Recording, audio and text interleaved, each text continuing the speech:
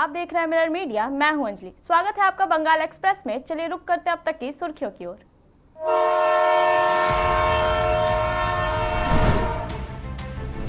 काक्सा में 650 बेड के प्राइवेट अस्पताल का भूमि पूजन। समारोह में बीजेपी प्रदेश अध्यक्ष मौजूद।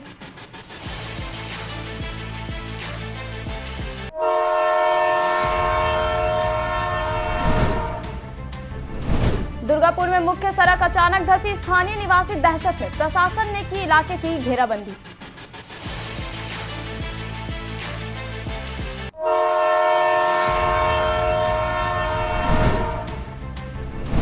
काक्सा में सनसनी, जंगल में पेड़ से लटकती मिली 26 वर्षीय महिला की लाश।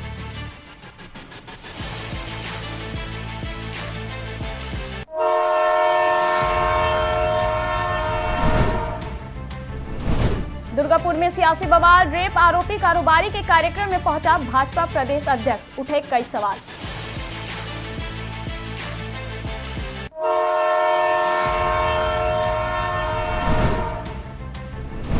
दलित रेल ओवरब्रिज, एमपी कृति आजाद का दावा, 2027 तक पूरा होगा प्रोजेक्ट।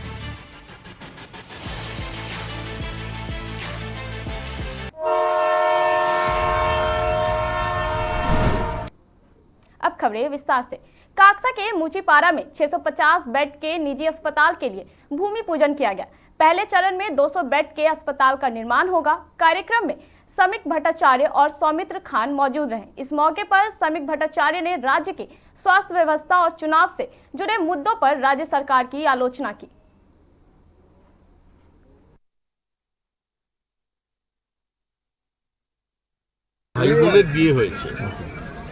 স্বামী স্ত্রীর বাবার নাম এক, সে তথ্য আপলোড হয়েছে। বিজেপির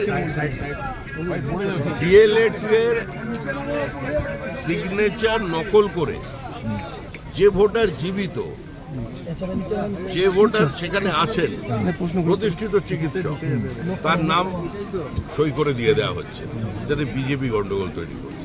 সমস্ত ধরনের অরাজক অবস্থা তৈরি করার চেষ্টা চালিয়ে যাচ্ছে। কিন্তু তারপরেও মনে রাখতে হবে, পশ্চিমবঙ্গের মানুষ রাজনীতি সচেতন। তারা দুর্দণ্ড প্রতাপ, লৌহ কঠিন সিপিআইএম এর ওই সংগঠনকে ফুৎকারে ভেঙে গুঁড়িয়ে দিয়ে।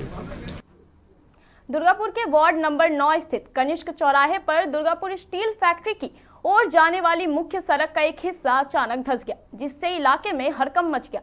स्थानीय लोगों के अनुसार सड़क किनारे बना छोटा गड्ढा कुछ ही मिनटों में बड़ा हो गया और सड़क का हिस्सा नीचे बैठने लगा। घटना की सूचना मिलते ही दुर्गापुर स्टील प्लांट के अधिकारी और पुलिस मौके पर पहुंचे तथा एहतियातन इलाके की घेराबंदी कर दी गई। इससे पहले भी सेकेंडरी चौराहा और CR10 कनिष्क इलाके में धंसाव की घटनाएं हो चुकी हैं। हालांकि इस बार कोई हादसा नहीं हुआ, लेकिन बार बार सड़क धंसने की घटनाओं से स्थानीय निवासियों में भय और चिंता बढ़ती जा रही है। लोगों ने जल्द स्थायी समाधान कर मांग की है।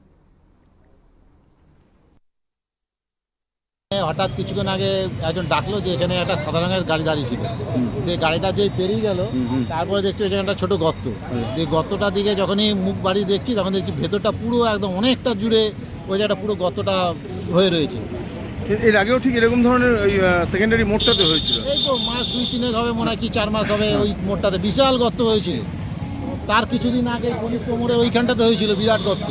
মানে কত আতঙ্কের মধ্যে রয়েছে এলাকাবাসী, আমরা সবাই তো বুঝতে পারছি না এখন কোথায় কি হয়ে রয়েছে সবাই। काक्सा के दोमरा इलाके में गुरुवार दोपहर एक 26 वर्षीय महिला का शव जंगल में पेड़ से लटकता हुआ मिला। इलाके में हड़कंप मच गया।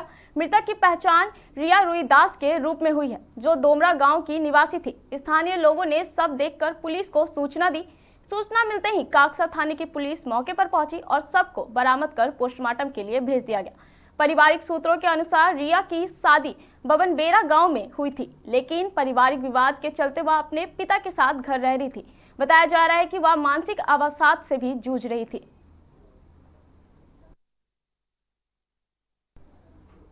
दुर्गापुर के मुचीपारा इलाके में एक निजी अस्पताल के शिलान्यास समारोह में शामिल होने के बाद भाजपा के प्रदेश अध्यक्ष समीक भट्टाचार्य विवादों में घिर गए हैं। अस्पताल मार्बल व होटल व्यवसायी हिरणमय दास द्वारा बनाया जा रहा है, जिन पर पूर्व में दुष्कर्म व जमीनी अतिक्रमण के आरोप लग चुके हैं। बताया जाता है कि 2022 में दिल्ली में एक नाबालिग के साथ दुष्कर्म के आरोप में उन्हें गिरफ्तार किया गया था और 3 माह जेल में रहना पड़ा। हालांकि बाद में अदालत से उन्हें राहत मिली। फिलहाल मामले को लेकर विपक्ष सवाल उठा रहा है। এটাই তো পশ্চিমবঙ্গের বাস্তব স্থিতি। ভোট পরবর্তী হিংসা 27 দিনে আমাদের 56 জন বিজেপি কর্মী খুন হল। 27 জন মহিলা প্রকাশ্যে দাঁড়িয়ে বলল তারা গণধর্ষিতা হয়েছে। সিবিআই তদন্ত হচ্ছে, পুলিশ প্রমাণ লোপাট করছে। সহযোগিতা তো অনেক দূরের কথা, অসহযোগিতারও উপরে সাক্ষীদের হস্তাই করে দিচ্ছে। তো যেটা সিবিআই এর ক্ষেত্রে হচ্ছে, ইডির ক্ষেত্রে হচ্ছে, সেটা স্বাভাবিকভাবেই এনআই এর ক্ষেত্রেই হবে। এখানে কোনো সরকার নেই পরে, আর আমরা ওগুলো ফুল ফেজে ওগুলোকে দেখব। আগামী দিনে যেন এই ধরনের কোনো অসুবিধা না হয় মানুষের। বলছি একটা জিনিস যেটা একটা প্রশ্ন উঠলো যে আপনার বিরুদ্ধে এটার একটা ভিত্তিহীন কমপ্লেন হয়েছিল, যেটা 2022-এ, সেটা কিন্তু কোর্ট সেটাকে মানে বয়কট করেছেন যে এর কেসের কোনো ভিত্তি নেই, তার জন্য কেস কিন্তু ডিসমিস হয়েছে।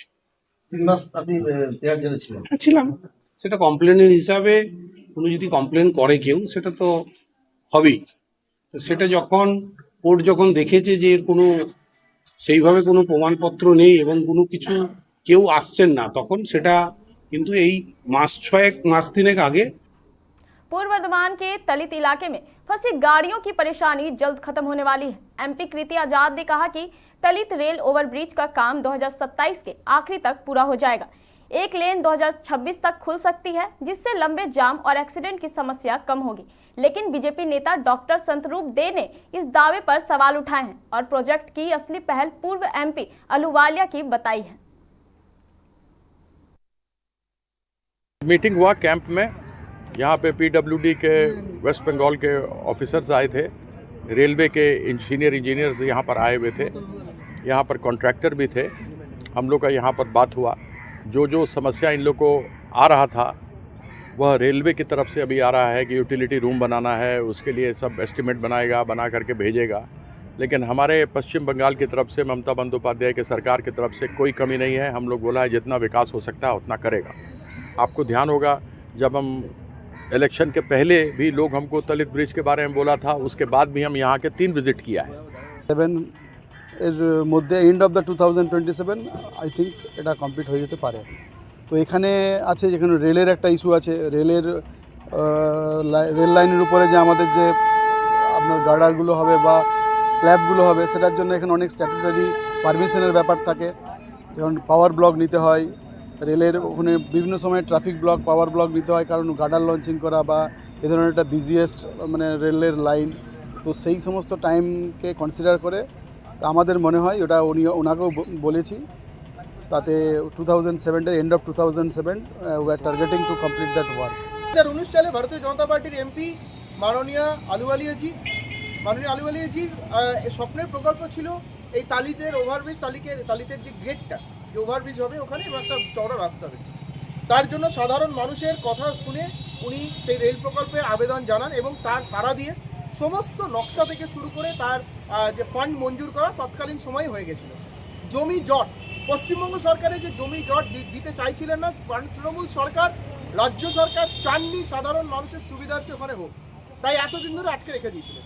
এখন তৃণমূলের এমপি আসার পর ওই ফান্ডটাকে ব্যবহার করে। फिलहाल के लिए बस इतना ही। ऐसे ही तमाम खबरों के लिए बने रहे मिरर मीडिया के साथ।